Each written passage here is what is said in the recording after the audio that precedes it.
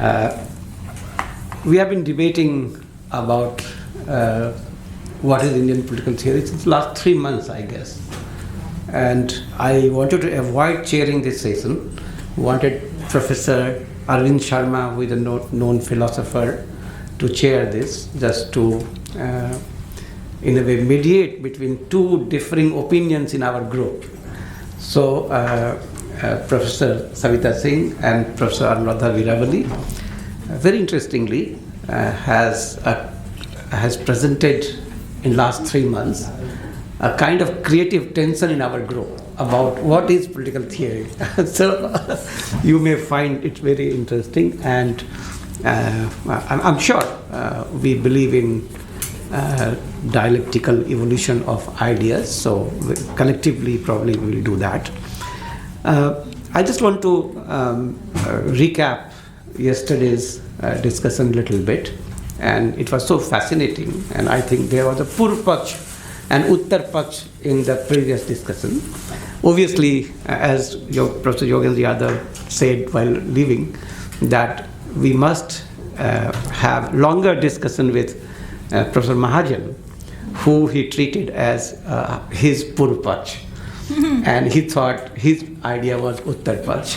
So the Purv Paksh of political theory probably has deep connection with the Western model of political theory, and they have been trying to discover if there could be similar political theory in India, or at best we can appropriate certain ideas from Indian tradition and create a new dimensions. So that is one thing, and other is no, let's have our own reality and theorize that. I remember long back we had creative theory colloquium on what is creative theory. Something very interesting emerged in that. So we thought there are 3 kinds of theories.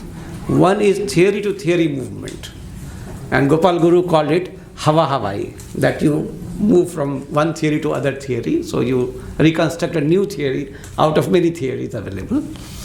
The second one is, we thought, was theory in search of reality. That you have a theory and now you want to explain your reality with the help of that theory. And Gopal Guru thought that probably you need to adjust the reality in order to fit into the theory. That was the second kind of theorization. And third one is theory, practice and theory. Well, of course, we have a whole lot of theories created by human beings in different parts of the world. And then we are encountering new kind of reality. We engage with that, try to explain that. And then we go back to reconstructing a new theory, not out of nothing, but out of something which is available. So I think the debate that took place yesterday probably need to now move to the second phase. It's no more issue that whether we should engage with the West or not. I mean, it goes without saying that the entire world, humanity, wherever they are, since human beings are theory-building beings, they must have built their theory with the capacity of reflexivity they have. And now we are in India facing new challenges, new models. So do we need to have the framework from the West and then see what we can take from India to rebuild that? Or do we need to have a framework from India and then take things from other places to rebuild our own theory? That, I think, is the question that we have been struggling with. I call it bunana and binana. So बुनावट किसकी है? यदि बुनावट waste की है, हम उसमें कुछ टाके लगा रहे हैं भारत से लेके, या बुनावट हमारी है, हम बाहर से लेके उसमें कुछ टाके लगा रहे हैं. This is हम बुन रहे हैं या बिन रहे हैं? That, I think, is the real challenge that we have. Can we build a theory and shift the paradigm completely? That is the question. Why this question has become important today, not because of identity assertion of Indian people. I think this is one approach to Indian tradition, that we have to assert our identity. I think that's the worst kind of engagement with knowledge. So we are also not interested in indigeneity. What if you have got some indigenous concepts and categories? How it is important? We are interested in what I call democratic dialogue. democratic negotiation between traditions for the purpose of liberation, for the purpose of liberative exercises. So probably there's a global theoretical crisis, and a lot of people globally are saying that it's end of time and new theories have to emerge. In that emergence of new theory, in creation of new universal, an emergentist universal, what kind of contribution we can make from India? That is the point I think we have been debating. So I'm sure that the session is going to be very exciting, and since we don't have the crowd like yesterday, so it will be much more intense probably. So let me invite Professor Anuradha Viravali to begin with. I might overshoot, but I'll behave myself as much as possible. So after, if you can remind after 15 minutes, yeah. Yeah, thank you so much. It's always an honor and privilege. It's been an honor and privilege to be associated with the Creative Theory Colloquium. And today I think I will take this up. This is a topic close to my heart. So I'm, I think, doubly honored that I have this opportunity to speak. So I'll start without much ado, because I'm short of time, so I will. 20 minutes, not short. Yeah.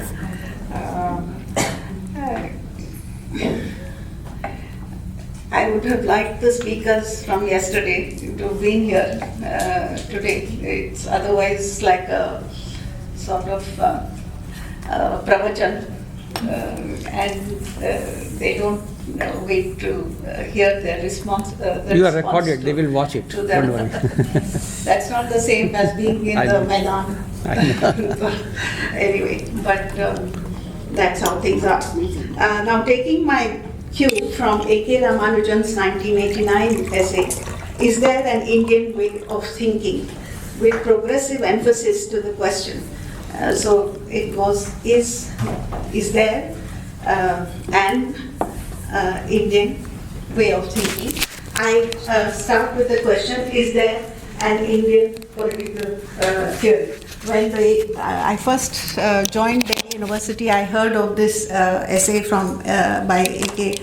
Ramanujan. It had really raised my hackles because I felt, how arrogant is this about several thousand-year-old intellectual tradition that you even ask whether there is an Indian way of thinking. But I find that so many years later, we are still struggling with the same questions. So I have decided to adopt this thing now. Is there, the first emphasis, questions the existence, presence, and recognizability of Indian political theory. So it might be around us, but we don't have the capacity to recognize it.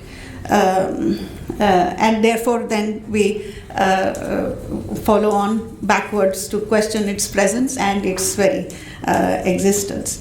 To that, very briefly, I want to say that for minds that want to remain colonized, one can offer no solace. So if you want to keep your eyes closed and don't see what is around you and available, then one cannot really help. And the next, is there an, raises the question whether there is one identifiable monolithic Indian political tradition, given the plurality of schools of thought, traditions, vernacular and classical, lived experience, and so on.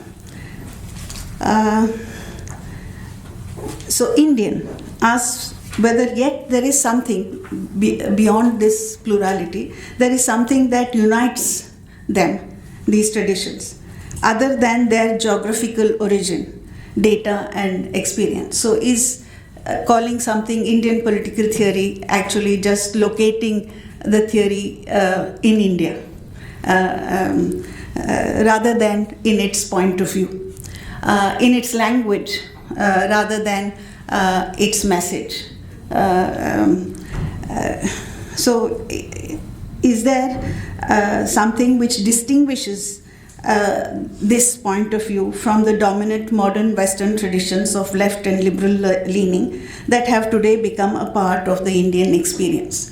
So, can we claim that left, right, center, all of them are now Indian because we add our experience to these points of view? Or is there a distinct Indian point of view which is in some ways culturally embedded and yet is something which is growing, perhaps in the underbelly of Indian culture, not dominant but still there? Political theory asks whether we have or can have a political theory at all. This question belongs to the Western anthropological tradition that has traditionally liked to classify other civilizations as savage, lower down in the ladder of evolution, qualifying as objects of study, not subjects, which are characterized in another avatar as relics of the past, that they have no relevance today. We had perhaps a rich past, but they have no relevance today, with no currency whatsoever except as objects of pride-fulfilling right-wing agendas. Only recently have we learned that Indians too could be argumentative. Note Meerananda's recent lament in this context that the left or a few left-leaning intellectuals have fallen prey to this project unwittingly or wittingly. Now I am going to work my way backwards from Gandhi because I feel to delineating what I think are the salient features that distinguish the Indian point of view, whose genealogy, I must reiterate, is not confined to the Indian tradition, history, or experience alone, but transcends it. This becomes clear in Gandhi as he marks a historical milestone, a frontier whose experiments with truth can neither be classified as tradition nor modernity, Western nor Eastern, and neither theory nor practice. And that is the point of the term experiment, that experiment brings together theory and practice in a particular relationship. The practice is something which tests theory and validates it. So I think it's very important to notice that he calls his life's work as being experiments with truth. Now, with truth also has, it's not, it's a truth that is already there and which is with a capital T, which is in a sense absolute and not available to Aam Janta. But it needs to be tested by each person for himself, with his conscience and with his problems at hand in the field. And that is where experiments with truth, bringing theory and practice together, establish the particular truth of theory in or of that particular instance in time and space or context, celebrating the universal in the particular, which is again a very Indian understanding of the thing, that it expects the universal to emerge from the particular, as it were, as part of this experiment, rather than imposing the universal on the particular. So when the West sends its norms to us and we impose it through our laws and our constitution, it is an imposition. It is something that runs external to this. But when we have experiments with truth, it is from the particular that universal, the unity with the universal arises. So there might be completely different experiments, but and completely different cultural contexts, but there is a unifying understanding of what the human condition is all about. Now, in transcending borders, Just hold on. You can take the chairs away and sit somewhere, and that's a better idea. Huh? Here are the chairs. Yeah, please come. Sorry. no. The chair had died. Now, personally, I feel that these questions of decolonization, after we have had the Gandhian experiments with truth, for whatever they are worth, in different, right from the political struggle to the establishment of the constructive program and experiments in different things, I feel the question of colonialism and post-colonialism are or should be redundant. At least we should take Gandhi's experiments seriously. That's my personal opinion. I will not argue for it today, but that's where I'm coming from. In Transcending Borders, Gandhi counters the hegemonic universalism presupposed by modern Western political theory and by classical Indian orthodox traditions. So it's countering both modern Western political theory and traditional Indian orthodox positions. So questions of authenticity are out of reach for Gandhi. That question is just not relevant. The experiment with truth is. So he forges an Indian point of view, establishing a vernacular or people's modernity, which he found resonances of in the other Europe. So Gandhi himself in his experiment. So all these questions that were asked yesterday, in some senses, the answers were found by Gandhi and practiced by him. So if we have not taken Gandhi seriously, we really have no right to be asking these questions that we were, as though Gandhi didn't exist at all. So which he found resonances of in the other Europe, Ruskin, Thoreau, Tolstoy, to just name a few. I will leave the rest to people. They know this. Ashish Nandi, and in a more substantial way, J.P.S. Oberoi has worked on this other Europe, on how the structures and modes of classification in knowledge differ fundamentally from that emerging from the European Enlightenment, notably on the difference between Goethe and Newton's theory of light, one experiment or one example out of the three that Professor Oberoi had worked on throughout his life.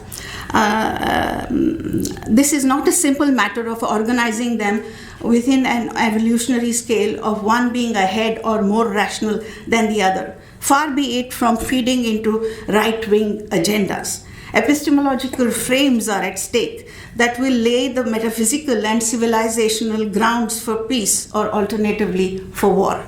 So this, what is at stake is whether we accept presuppositions of peace or presuppositions of war. Not that if we accept presuppositions of peace, it will just be, Milky Way of peace. It won't be that. But at least the grounds for the argument for peace will be stronger, and the methods that will be used will be something with that in sight. How it's different in the modern Western tradition, I think I will become clear as I go ahead. What is undeniably central? So now to the main topic of trying to look at whether the Indian tradition has something different to offer. What is undeniably central to India's political roots is the question at the heart of the Mahabharata: why must one go to war at all? Is kingdom, a bit of land or territory, and power worth all the bloodshed and violence? The answer is no simple call to renunciation. It is not, अरे भाई सब छोड़ के दुनिया को छोड़ के, संसार को छोड़ के और कहीं हिमालय निकल जाओ, ऐसा नहीं है. The answer is no simple call to renunciation, but a comprehensive and intensive discussion of statecraft and its role in establishing dharma. So the goal is to establish dharma, not to win or lose the war, but to establish dharma. That which will support body politic, and cosmos, or the universe. Not merely power and wealth of the ruler or the state. The thesis is not that one must not go to war, not renunciation, but that one must reflect hard on the conditions that must necessitate war, what can be avoided and what augments war, to consider its limits. Underlying this question is the belief or presupposition that war is not an original condition of human nature. So here comes the political theory. What is the ground for this? What is our theory of human nature?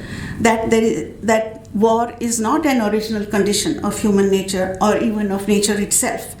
And this runs counter to the Darwinian thesis on which dominant Western political theory is based. Gandhi's insistence on nonviolence as a law of human existence, not just non-violence. So he's not just being ethical and a good Samaritan, but he's talking as a scientist, maybe a political scientist, that of the law of human existence being non-violence. This belongs in this tradition. But as we all know, it goes far beyond in his experiments with non-violent struggle. Gandhi's ideal state, Ram Rajya, stands for his theory that the true test of the strength of the king and the support he gets from civil society to his office lies in his willing acceptance of exile from the seat of power. So the first test of a good king is whether he can have power over his people in exile. Okay? That is what Rama is asked to do just before he takes over as king. This was the underlying principle, perhaps, in his advice that Congress should disband itself post-independence. Yudhishthira's urge to take Vanaprastha after the war against the Kauravas, after the war has been won, and reluctance to take charge of the kingdom is met with criticism by one and all. Oh my God. It is his duty as king to resume office and establish the welfare of his people. The principle of rule and self-governance of a human being and civil society, and therefore of the state, is neither covetousness nor power, nor is it a renunciation of wealth and power. It is sacrifice. And I quote, when Yudhishthira puts his proposal that he wants to renounce the kingdom, Devasthana, his guru or great sage, says the supreme ordainer created wealth for sacrifice, and he created man also for taking care of that wealth and for performing sacrifice. For this reason, the whole of one's wealth should be applied to sacrifice. Pleasure should follow from it as a natural consequence. Now I will go to what I think is the basis of Gandhi, the Mahabharata and so on and so forth. In the Arthashastra, there is invocation of the notion of the cultivation of the senses. And this cultivation of the senses has surprisingly a resonance in Marx and of course in Gandhi, who brings forward the 5 vows of non-violence, truth, asteya, aparigraha, and so on and so forth. And I feel that this cultivation of senses is what distinguishes the Indian tradition and its genealogy from, whether it's Western or Indian, from the modern Western regime of political theory, which is dominant in our political life and university.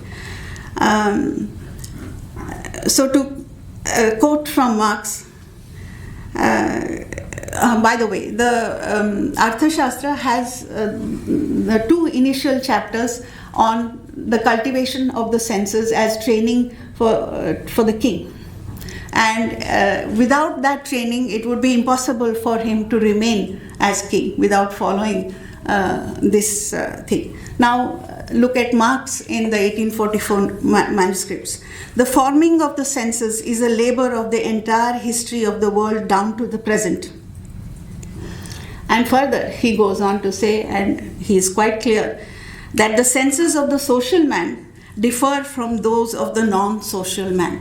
So the senses of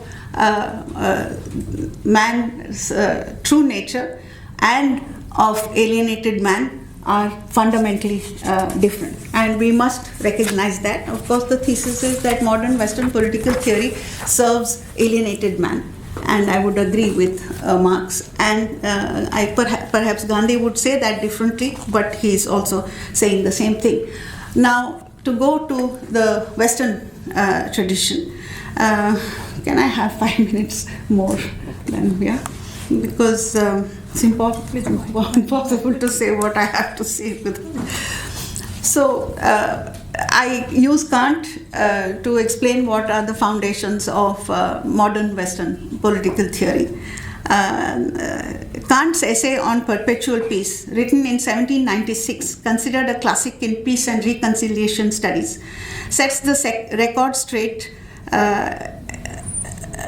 in this matter. That is, following Hobbes's theory of human nature in the supplement to the main body of his text, which is essentially a policy document otherwise, he cannot resist revealing the epistemological plot underlying the modern nation state and its aspirations for peace.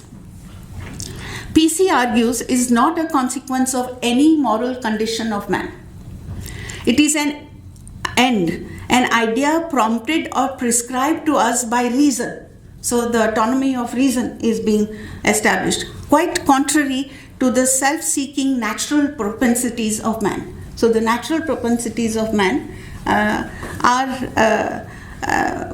self-seeking and therefore directed towards war and violence. He argues further that reason must use the natural propensities of man towards war to work in its favor. So reason should use this to impress upon man that it is his duty to follow peace. So reason has to be imposed on the natural propensities of man. Thus, the appeal for peace is and can be advocated in practice only as a matter of expedience.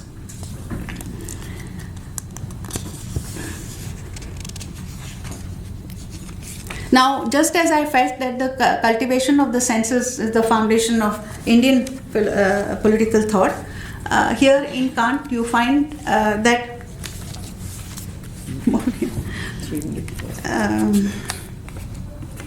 Just sum it up. it's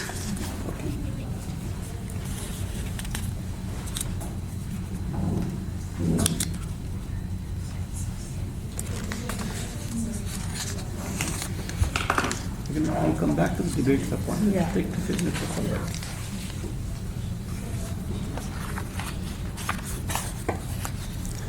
okay. So, how are these natural propensities of war embedded in the constitution? Because Kant's thing is that reason has to be used, or these natural propensities have to be brought under reason to be made use of to establish peace.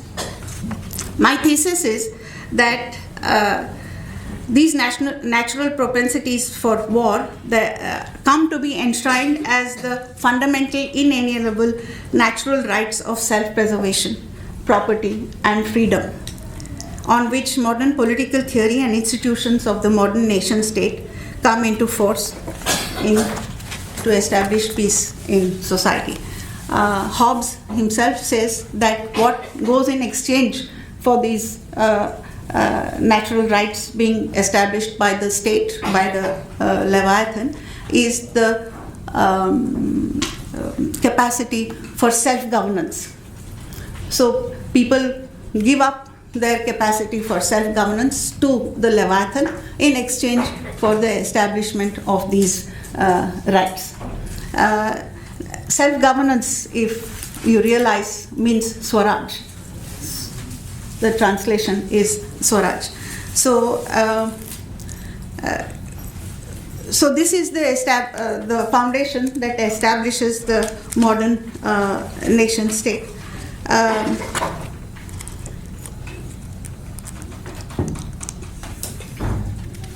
Now, Marx and Gandhi say that this is actually the establishment of these three rights. If you notice that the right to self-preservation is the right to possess your body and to own it.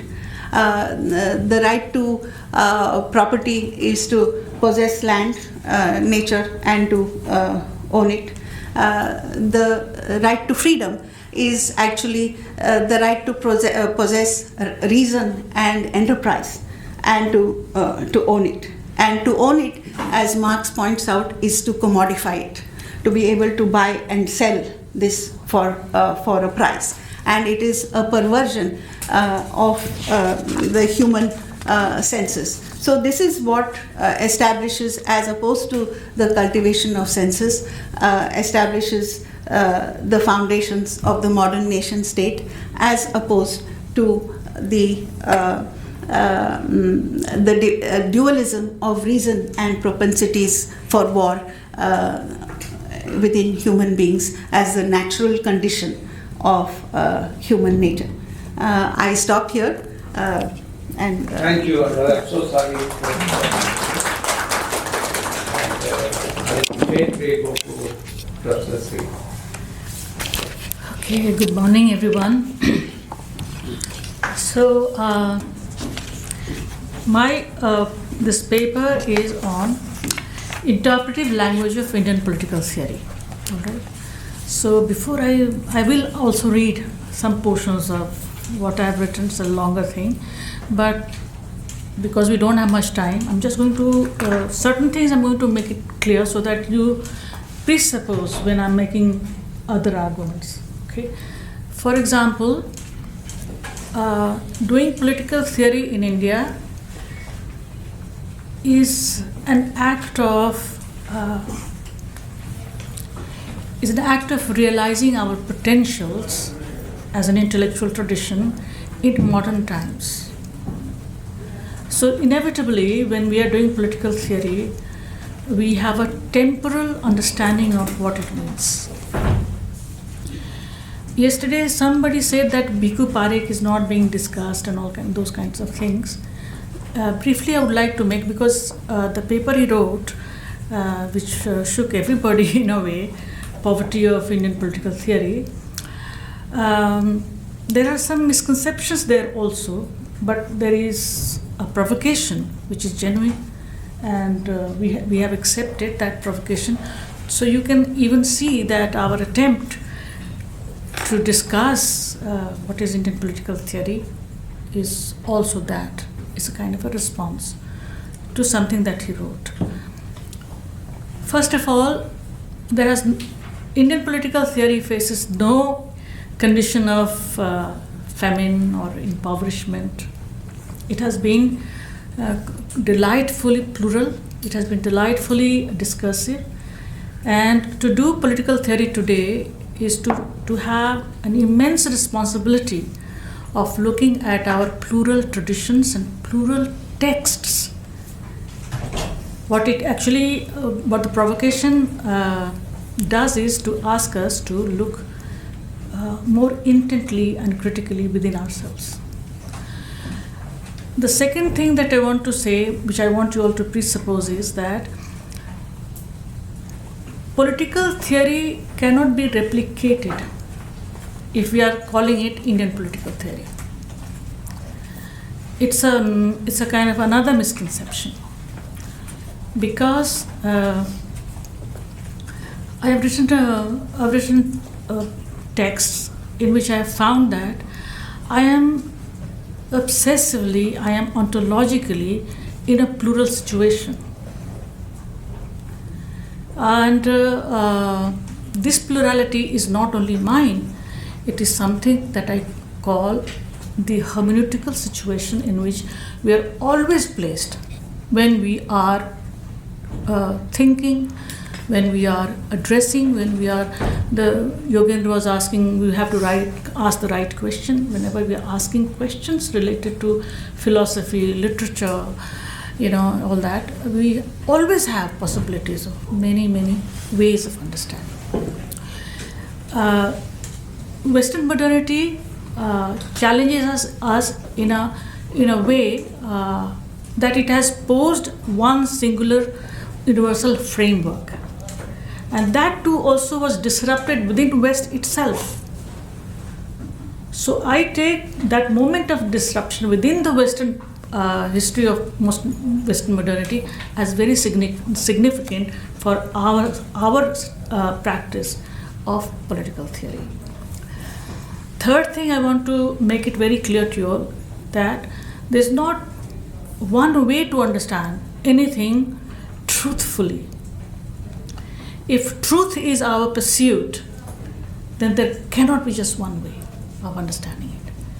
And Western political theory, Charles Taylor calls it malaise of modernity, has been dogged by this malaise from the very beginning, because the philosophy and method that they developed to understand their own new society was based on two presuppositions or two findings. One, what he calls, and I also agree, is the moment of disengaged rationality, which produced a notion of self that was rational precisely because it was it had dissociated itself from any order of thing. The emergence of Western self is by disrupting or by challenging the order of which it was a part. But that disengaged, rational, modern individual also took two turns, right? And the second one that I think that any relevant discussion of political theory in India can be approached, which I have approached. One is that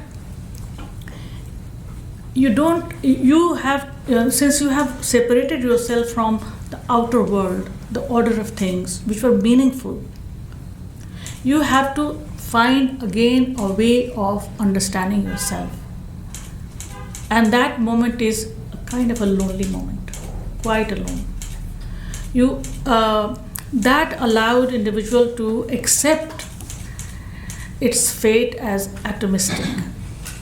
And the atomistic understanding of Western modern self has given rise to a number of important things that they have done, particularly science, natural science. The division between natural and social science is a product of that kind of lonely business of understanding the world in which we were placed.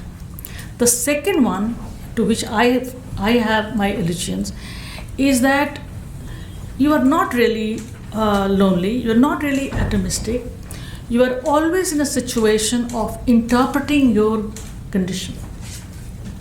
And so the second definition of modern individual is that invariably we have descriptions of ourselves as individuals. We have self-understandings of ourselves, which Heidegger and Gadamer, the hermeneutical thinkers, call pretext. That is to say, you may have disrupted the order of things, but you have actually not disrupted language, history, memory, complicated creative things that you have done as human beings. So as individuals, we have the option of interpreting our situation. And this is also a modern act because it gives rise to freedom of a very different kind. So knowing and understanding are two kinds of activities. You'll find its expression in German philosophy as Naturwissenschaften and Geistwissenschaften. Geistwissenschaften has a tradition, modern tradition of interpretation, starting from Boltzmann to Dilthey to Schleiermacher to Heidegger to Gadamer, this whole tradition, Charles Taylor. And this tradition continuously argues that there are two realms. One is of understanding the objectivity of the world given outside, and the other one is to understand our society made of individuals who are self-interpreting, who realize their freedom not in terms of accumulation of facts, but in terms of understanding the meaning of being.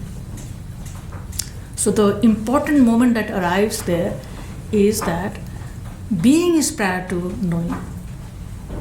And the whole debate broke out called overcoming epistemology. So please do not take West as the ultimate other. That other is highly interesting, highly creative and critical. So when we come to our own tradition, we find that we have been through and through interpretive. And that is why I say that most of the discourses that we carried out in the first half of mid-19th century onwards basically has been Mimamsic. Mimamsa is a tradition of interpretation within our tradition. And it is such a wonderful way of being in the world that today in the hermeneutical tradition of the West, what we are calling interpretation, like hermeneutics, we already have it, and in a much more richer manner. So Vedas, for example, Vedas are considered as texts which are not to be touched because they are eternal. There are principles that are not written. It's not interfered by human frailty. It's like almost God's voice or something like that. Even today, the neo-conservative elements in our political theory, they think that Vedas had that kind of status. But Vedas always needed interpretation to be understood. And the Purva Mimamsa is basically interpreting the rituals correctly for people to seek salvation or to do things rightly, in a right manner. All right? But after Shankara comes, when he disrupts the Purva Mimamsa period by saying that rituals and customs and all those things have got nothing to do with the ultimate truth. Brahman is beyond all of this. So, sirf ek hi Brahma hai, dujo nasti. There is no second. And if there is anything second, say for example this world, it is pure illusion, it's Maya. Right. And so the problem arose of how to take it intellectually, how to accept it. Manindra keeps asking, so how to accept someone's experience of something sacred? I've told him, interpretation is the only way out. Nobody can teach you what that person experienced. That you have to do it yourself. There's a whole chapter of what experience means within the Indian tradition of literature. So in the Uttar Mimamsa, which I consider that part as highly, highly interesting, where I have lodged my own discourse of modernity. So given the complex situation of West and our reality, at least 3 languages are required to understand any piece of reality that we confront. One I call, which comes a little bit from the Purva Mimamsa period, I call the neo-conservative language, a modern terminology basically. And then replicative understanding, because a lot of people think that we are only replicating West. I can say that Partha Chatterjee puts Nehru in this language of replication. I simply challenge that. I mean, sort of responding to Western modernity in terms of having a vision of a modern India does not mean you are replicating. It only means that you are trying to find another language, another way of coping with this new reality. And the third language I called hermeneutical language, interpretive language. And today, it is this language within which how to do Indian political theory and how we have done. There is no way of saying how to do. There is only how we have done. What we, as a piece of epistemological exercise that we make, is basically always situated, located in our ontology. Right? So the hermeneutical it requires so much more work on ourselves, on our text, on our situation. It requires so much analysis, so much reading, so many times we have to cross boundaries, that it is not easy to do Indian political theory. It is simply recognizing that we are in the midst of great complexities. That is why this is just a method of, a sort of demonstrating this complexity, that I said that, any reality must have at least 3 languages. These 3 languages, and because the reality has all these aspects. Okay, so the problem, the people who have thought hermeneutically in a kind of an obvious manner are different from the people who have thought that they are replicating. Even the replicators are basically interpreting. That's my claim.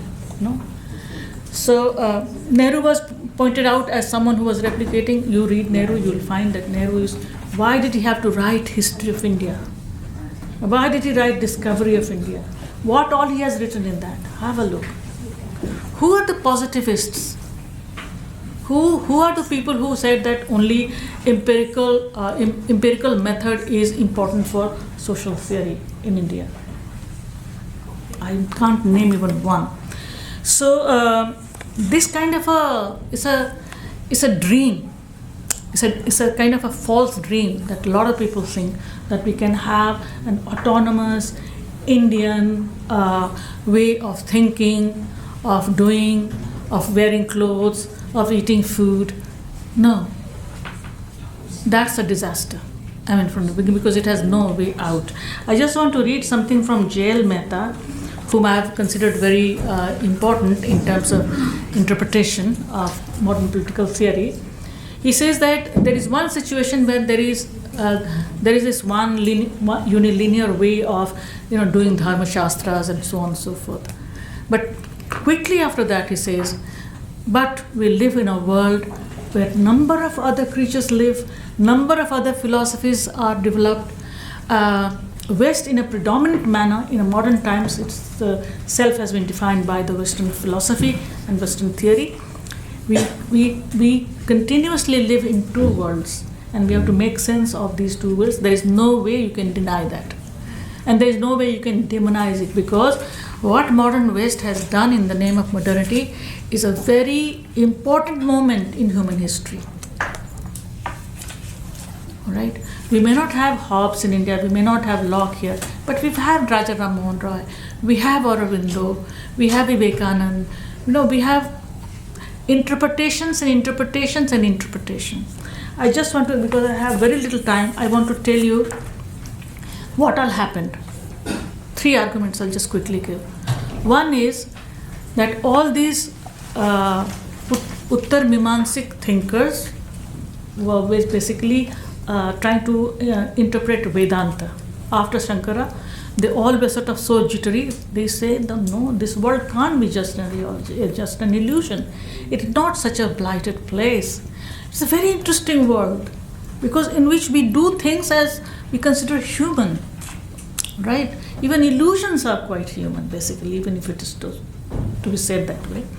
And Maya, and for my feminist writing also, I've questioned this. It's a very patriarchal way of saying that Maya divides the world between Brahman and illusion.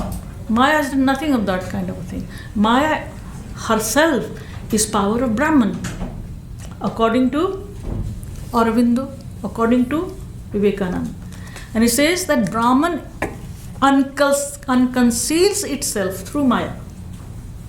There is otherwise no way for us to know who the Brahman is and how this concept has arisen and why it excites Indian mind so much. This is one argument. Second is that if Maya is a part of Brahmanic project, I think of Heidegger most of the time, that the world is a project of big being. That is what it is. If it is so, then this world needs to be validated. That's where our epistemology comes. this world needs to be not rejected as devoid of any meaning. It is highly meaningful.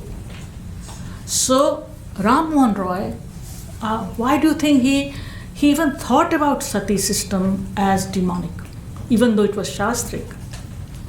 Why do you think that he thought that India should have modern education system? Because it was based on this understanding that this world needs to be improved. Human beings need to get out of darkness of various kinds of ritualistic practices which are not allowing them to realize their own humanity. Right? The second thing that is done is, and in particular Aurobindo in his integral yoga, he's saying this world and that world, they are integral, they are integrated, and we've learned to think how this world and the other world is to be understood. So he says, what is Brahman, what is transcendent, what is universal, is immanentalist view he brings out in the concrete, in this Maya. So there is never a bereftness, there is never a separation between human beings and his or her transcendent reality. So if you read Roy Bhaskar, you'll realize, and we all value Roy Bhaskar a lot, it's quite complicated, variegated structure of reality, in which if you want to take it, we can say that the world, the Maya constituted by Maya, is the surface, and the Brahman is its depth. That's where hermeneutics comes. Every time what reality has been given to you, you have to find its meaning, which can be supported by epistemologically and ontologically by the depth. And there is no end to how many meanings can we derive about our humanity from this structure. That is why the pluralism of various kinds is very important for any discourse on Indian political theory. And as a consequence, just a minute, just one argument, tell me. As a consequence, you'll find all four Purusharthas are also reinterpreted in Indian political theory. All right, because the Brahman becomes immanent, it is present only by absence. This is Roy Bhaskar. The Purusharthas with which we live in this world, the most important one according to worldly illusory reality is that a householder is as important as a sannyasi. A nishkan karma is far better than renouncing the world. The artha and kama are not to be dichotomized from moksha. So the hyper-good, the whole notion of hyper-good has been reinterpreted, and that produced our modernity. And this, I say, you'll find in Gandhi, in Radha Krishna, you name anybody whom you can study to create the basis of Indian political theory. Thank you very much. Thank you. We have two very interesting papers, and you can feel the creative tension in the paper. And now I request Professor Krishna Menon. So, 5 to 7 minutes. Thank you, Manin, for inviting me to join you this morning. I had the pleasure of discussing two very interesting presentations. Savita Singh, whose main argument is that India responded not by mere opposition or imitation, but through an interpretative engagement guided by the Mimamsa traditions. And she argues that political theory in India is best understood not as a replication of Western political or natural science, but as an interpretative project. True, Mimamsa is a great valuable resource that we have. It is an interpretative resource, and it is well known for its ability and tradition of interpreting Vedas, especially the ritualistic aspects of it. But the thought that crosses my mind is that while that might be the case, we need to place that epistemological tradition of Vedas in a certain context. That knowledge context cannot be erased while we draw from that knowledge context. What was the context of the Vedic epistemology? What was the context of Vedic traditions? I think we need to bear that in mind while wanting to claim it for ourselves in our attempts to understand Indian society. I'm sure everyone here understands what I'm trying to get at. There's no need for me to actually elaborate upon that. I'm glad that Savita's presentation was a robust defense of the pluriverse of political theory in the West, because there is often a tendency to pit them as binary opposites, and thank you for doing that. Anuradha Veeravalli, thank you for your presentation. And you drew the most interesting argument I found in her presentation was about Gandhi's experiments within quote as an epistemic cornerstone. However, in a gathering such as this, I'm sure I don't have to highlight the critical questions that one could have asked of Gandhi, like Periyar asked, like Ambedkar and others have asked, of Gandhi's commitment to the principle of non-violence and Ram Rajya in the context of a society that is characterized by social hierarchies such as caste. So to whom did it apply? How did it apply? These are some of the questions. I'm also, Anuradha, unable to be persuaded that peace and not war is the presupposition of political theory in India. War is not always, in my understanding, between nation states. It could be within the nation state. There are many communities and groups of people living in India under war-like situations, Kashmir, Manipur, Muslim minorities in many parts of India. So I need to read you more and speak with you more and understand this better.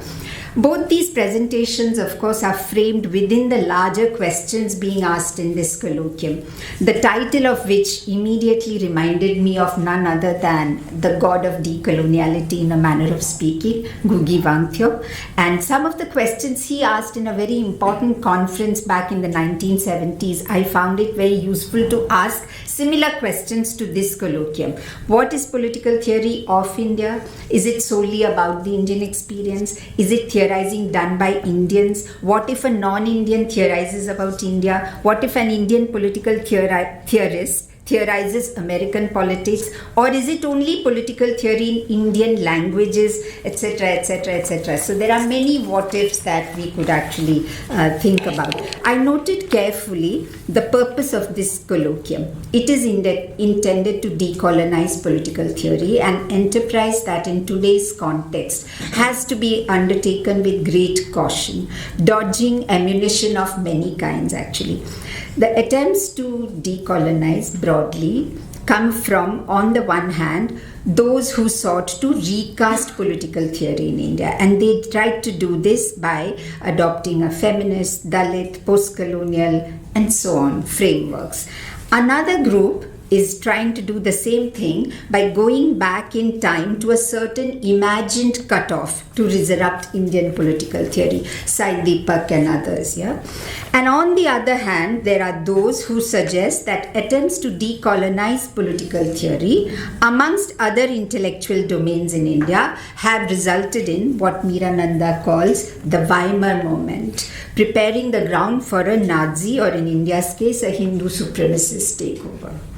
I'm glad to note that the concept note is treading cautiously and not suggesting that there could be one homogeneous Indian alternative, while also not diminishing the need to find our voices to articulate and systematize our political knowledge emerging from our political struggles and experiences. In this context, both the presentations today have made a sincere attempt to be creative.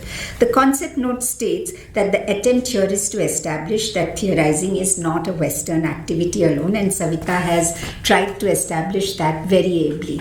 However, the more specific form of political theory as it emerged in the West is in question here, and the colloquium proposes rightly that it is India's political life that has been the font of theorization in India, and that's reassuring. Much of the theory in society like ours has often been inextricably linked with activism and social movement, and not always something that emerged out of university departments and research organizations. As a teacher of gender studies, I can immediately think of creative leaps in theorization within feminist theory in India that have been the result of new ways of thinking, which in turn are based on new ways of doing. The women's movement, the struggles of queer and disabled people, environmental movements, these are all illustrations of creative leaps in political theory in India.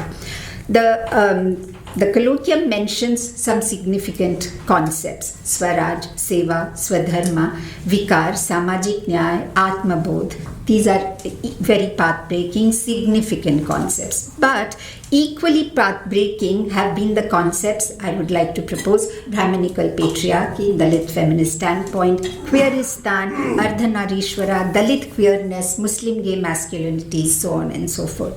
Some of the most riveting theoretical debates within contemporary feminist writing in India, for instance, have emerged from theoretical and conceptual differences. I draw your attention to the very interesting debate between our friend Nivedita Menon and Professor Mary John around the concept of intersectionality. I'm not going to talk about it, but I'm sure you're all aware of it. Yogendra Yadav, in his well-known two-part Indian Express article published in August 2024, cites Professor Shuchi Kapila's observation that we need to look at unlikely places to discern the efflorescence of political theory.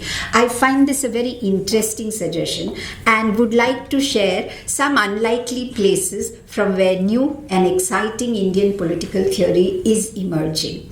I would like to share two such examples. Professor Vajpayee is here, and she would, I'm sure, agree with me when I say that doing, thinking, singing, and theorizing of the singer-writer T.M. Krishna is a very important contribution, in my opinion, to political theory in India. His intense interrogation of caste and gendered foundations of classical music and dance in southern India, specifically, has resulted in a new way of thinking about caste and gender power and Indian society. And I think this is a place where we as political theorists should be looking at for new ways of doing creative political theory. But towards the end, what is it that we can do? What is it that I can do as a teacher? Interestingly, much of the impetus within the universities in India for the project of decolonization has come from the National Education Policy 2020, which recommends the incorporation of a beast called the Indian knowledge system. Yeah, the heritage of, so and I quote the document, the heritage of ancient and eternal IKS, which is Indian knowledge system, and thought has been a guiding light for this policy. And it says the Indian education system produced great scholars such as Charaka, Sushruta, Aryabhata, Varahamira, Bhaskaracharya, Brahmagupta, Chanakya, Chakrapani, Madhava, Panini, Patanjali, Nagarjuna, Gautama, Pingala, Shankaradeva, Maitrey, Gargi, and Tiruvalluvar. I read out all the names only to draw your attention to the fact that almost everybody is a man in this list. Almost everybody wrote in Sanskrit. Women, people from the northeast, and people who do not write in Sanskrit, did not write in Sanskrit, are mostly left out. So there is Tiruvalluvar as an afterthought, and there is Maitrey and Gargi. I think decolonial approaches to political theory needs to critically reflect with this concept note on Indian knowledge systems. Here is an opportunity for us as teachers and curriculum makers and research supervisors to intervene. The colloquium's concept note, I was very happy, it says that this is a collective effort, this attempt to decolonize political theory. It is in this vein that my colleague and I tried framing a course which had the blessings of one of our dear friends sitting here, Professor Madhulika Banerjee. The course was titled, or is titled, Being in the World, Knowing the World, Bhakti as Jnana, 6th to 12th century. A course that tries to look at ways other than enlightenment-based rationality of engaging with the world. That's the concept of bhakti, which is based on emotions, immersions, and experience. All good old feminist ideas. So what we devised in the course, I believe, is a course that shows 4 poets, all women, Avvaiyar, Andal, Kalammiyar, and Akka Mahadevi, as having lived a life and then theorized about that life, about family, marriage, mobility, sexuality, and many other staple feminist concepts through elegant poetry. Savita, I'm sure you'll enjoy this course. I'll end by saying that we need to remember, in all this excitement, we do need to remember Meera Nanda's words of caution, where she says in her book Field Guide to Post-Truth India, that there is an attempt to legitimize a certain kind of knowledge and tradition steeped in caste and gender hierarchies by placing them on a continuum with epistemologies born out of critical scrutiny and a liberatory agenda. I heard Maninder talk about this earlier this morning. It would be a travesty of learning and theorizing if we are not cautious and alert. Hence, this enterprise of strengthening and creating Indian political theory, as the concept note suggests, has to necessarily be a collective one, open to critical scrutiny and drawn closely from the struggles and movements for democratic change and transformation. Thank you.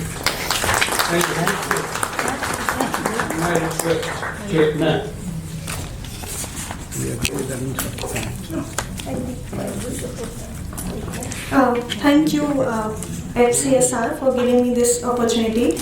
I'll just say a few words about Savita ma'am and Anuradha ma'am's presentation. So Savita ma'am talked about how the Western political theory is in some ways a product of radical rationality and radical individualism, whereas Indian political theory has the potential to be based upon a certain kind of interpretive engagements. It's not a straightaway replication, it cannot be, because if we draw some traditions from the Mimamsic understanding or from Mimamsa tradition, we will understand that Indian political theory is constantly evolving with certain kind of meanings and subjectivity. So that's what she calls a hermeneutic circle, that an understanding of being is very important, an understanding of your situation is very important, and therefore Indian political theory needs to be constantly evolving.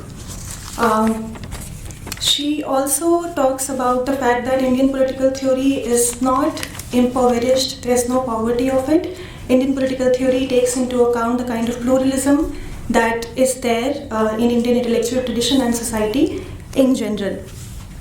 Professor Anuradha talked about situating Indian political theory through the lens of Gandhi's experiment, and argues that Gandhi, while writing his experiments, tried debunking the Western political theory and also the assumption of classical orthodox political theory, and argued for the idea that there is no absolute truth, there are only experiments, and through the practice of those experiments we can probably reach to an understanding of theory as well as an understanding of practice, both.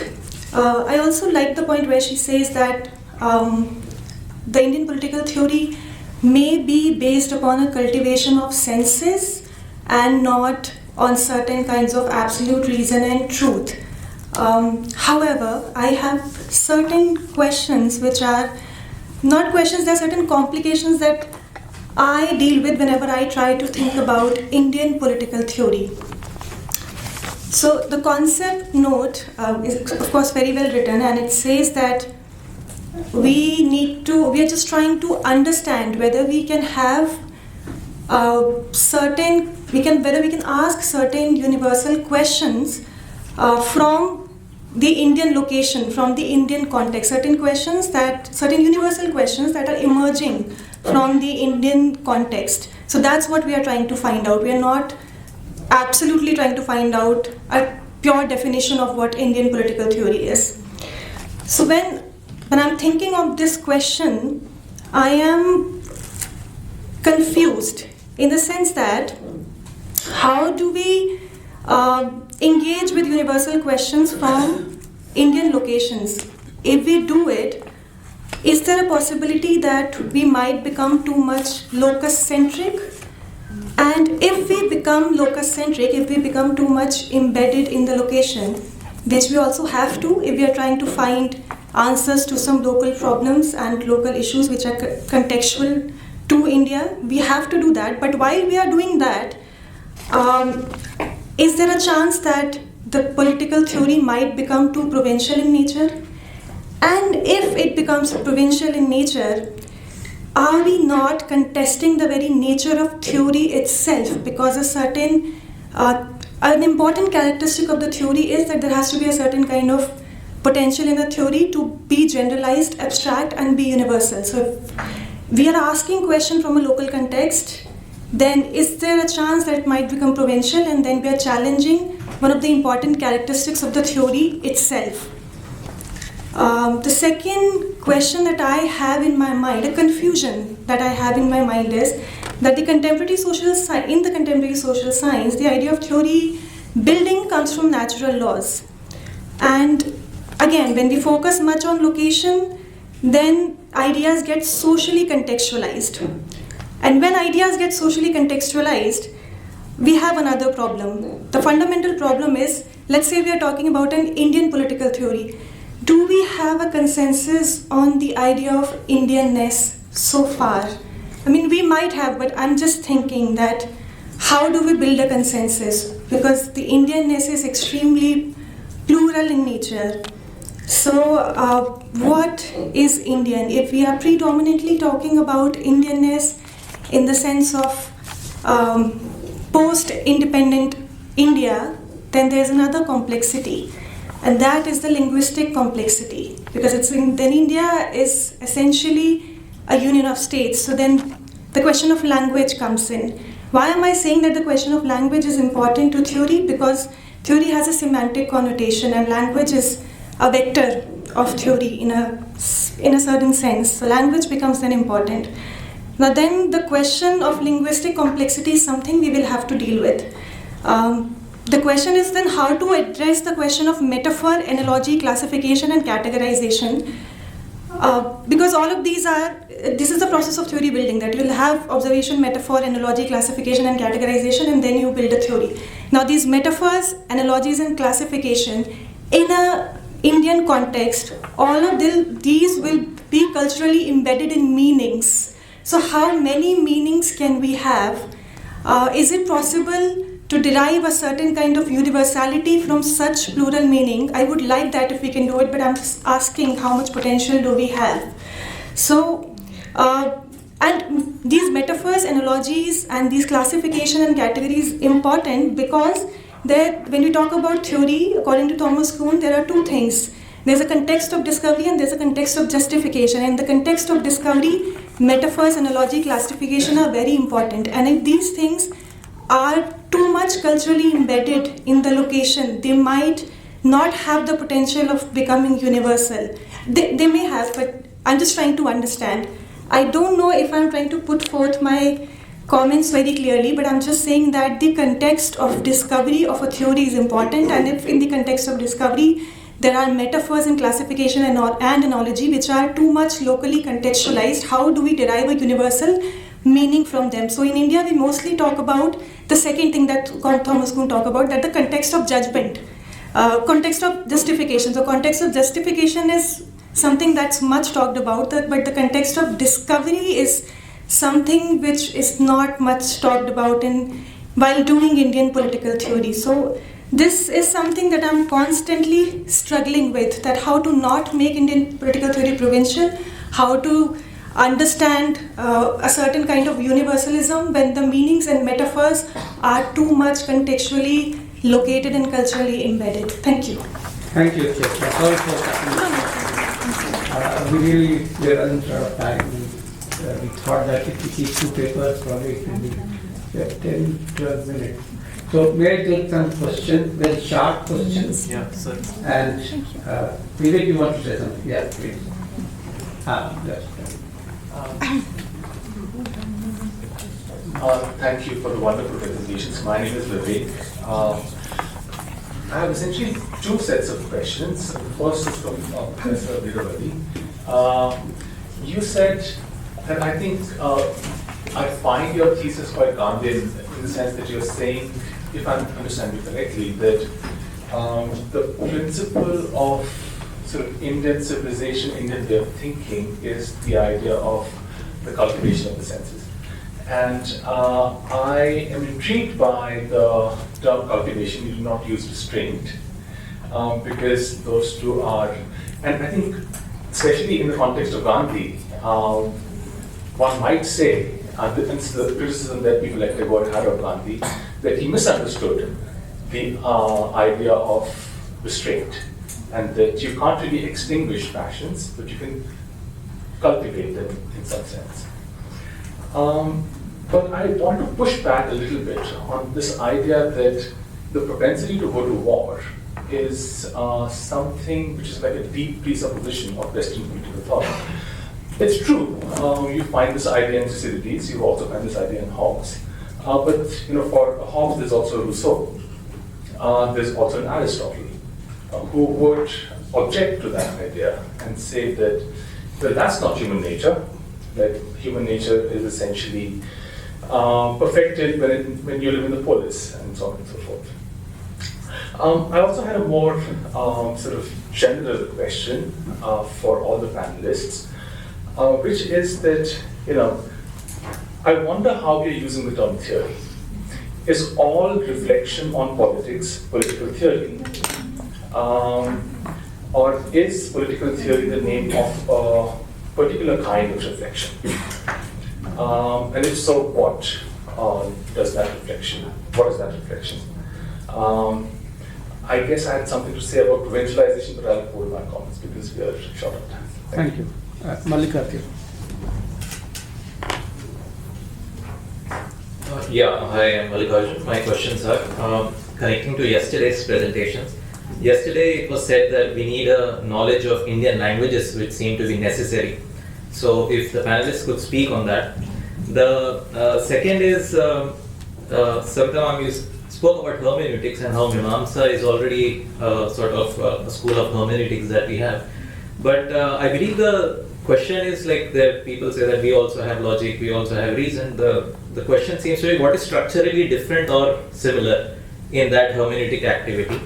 The third was on, you brought up custom. So if the panelists could speak on the role of custom, because it is very important category epistemologically in modern Western philosophy, and how custom speaks to, like for example, we had debates on temple entry and so on and so forth. And last, there seems to be an anxiety about the question of identity. Modern political landscape seems to be so charged with the question of identity, assertion of identity, but at the same time, when it comes to Indian political theory or any provincializing, the anxiety is that we don't have any identity. So here, Professor Ramu Gandhi once said about what it means to be Hindu. So he says that just like all rivers long to meet the ocean, perhaps anyone who has that longing seems. So is there a way to interpret it? Thank you. Thank you. Dhananjay, then Rakesh. I will come back to you. Just one line. Am I audible? Is integral also radical? The context of Mimamsic tradition or new Vedantic or new Vedantas? Because this is what I wanted to say. Because integral tradition comes from various traditions till Dindayal and many others have also formulated Chitta as an important source of defining Purusartha and integrations. And this is also available in Aurobindo and many others. And there was another worldview that this integral word may not require, but radical word is another possibility. So this could be. Okay, Rakesh. Sure. Yes, sir. So thank you for the insightful presentations. I've got two questions, one from Anuradha ma'am and one from Savita ma'am. Ma'am, when you are to Anuradha ma'am, the way you are conceptualizing the very conceptual vocabulary of war, I want to ask you, because war is, as you said, that it is not the original condition of human nature, and you are putting Mahabharata and Bhagavad Gita in that sense in the way. If we see from the very onset of Gita in the very first verse, then there it is seen that it is not. It is seen in context of historical combat, where it is say that Dharm Kshetre, Kuru Kshetre, Samveta Yusava, Manka, Pandava, Chaikin, Guru Sanjay. But when we go to the 13th chapter of Gita and so sort of, but I will have to think. So the only thing that I want to ask, in the 13th chapter, they talk about Kshetra and Kshetra. So not being the original condition of human nature, but war is seen as an ontological condition of embodied being, right? And then in the chapter 18, we see in the 66th verse, where the witness consciousness has been introduced like Krishna in terms of Sarvadharman Pratija, Mamikam Sarnam Braja, Amsa Amsara Papavesa. So how do you see war in this context? Alright, that's it. So one question to Savita, that is One line. Okay, one line. Yeah. So ma'am, Savita, when you are talking about customs and rituals and Sankaracharya basically refuting, I think that we should read Sankaracharya, what do you think, in terms of the entire cosmology of Prasthantrayani, and not only in one terms of that, because he talks about Adhyas and Chidabhyas, and liberation not being an ontological event, but liberation as an epistemic correction. So rituals and customs are seen as epistemic instruments of purification for getting the Chaitanya. Thank you. I don't think we have time for more questions, and we can only request our speakers to answer in very short I'll just time. I'll give up because we don't have time. I'm so glad to hear all these questions because they themselves can serve as answers to a lot of people. All right. So this was the presentation that I made today. The interpretive language of Indian political theory was only. I could only get time to barely sort of say as to what it means. Right. I have not been able to go analytically within it. And the questions that you people are asking require a lot of time.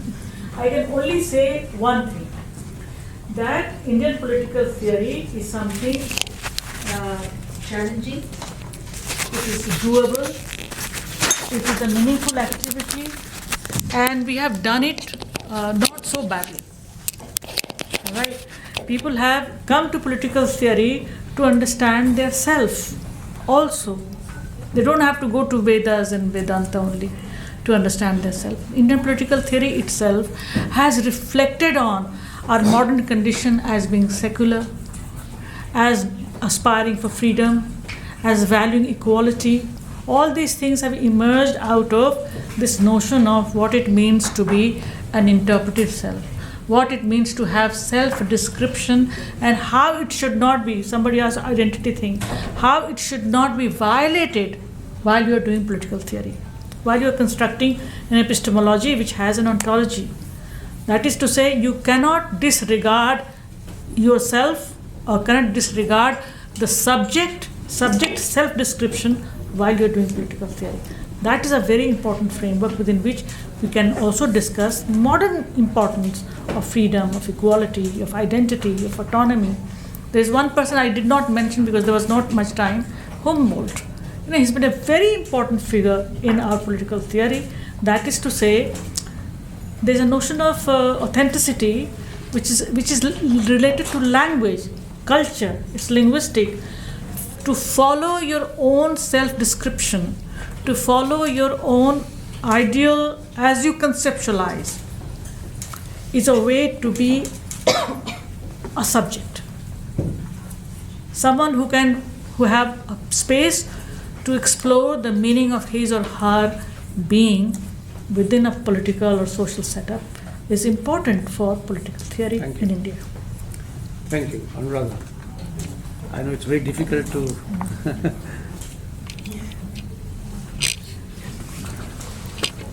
Thank you for this question on cultivation. I think it's very important because the Indian tradition has been known predominantly in terms of a tradition of renunciation. And so this was a discovery for me also, that the cultivation of the senses was. And then I found that Marx in the 1844 manuscripts also was. Of course, this I proceed to discuss in my paper, which I could not present, in terms of the sense of having, which he says is a perversion. Marx says that it's a perversion of human nature. And what I tried to argue is that this sense of having and possession is something which is embedded in the three fundamental rights of self-preservation, possession of the body, of property, possession of land and labor, and of freedom, possession of reason and enterprise. So the foundations of modern Western theory, and this is what I mean by theory, to go to your next question, that these are so fundamental to argue that in opposition to this, the sense of having, to argue for the sense of the cultivation of senses and of sacrifice as being fundamental to human nature and society. This is the order of theorizing that, and I'm saying that this is predominantly Indian, and you can find threads of it from Gandhi backwards, and perhaps elsewhere also in the vernacular traditions. And even Rousseau, when it comes to insofar as it's grounded in property, self-preservation, and this thing, he is someone who cannot really avoid these questions. The foundation is such. It is said that the presuppositions are. I will take a minute. Just a minute. Because no, I think these are important. I'm sure we'll have more time to discuss this. I have a back chair. I've taken 10 minutes more, I guess.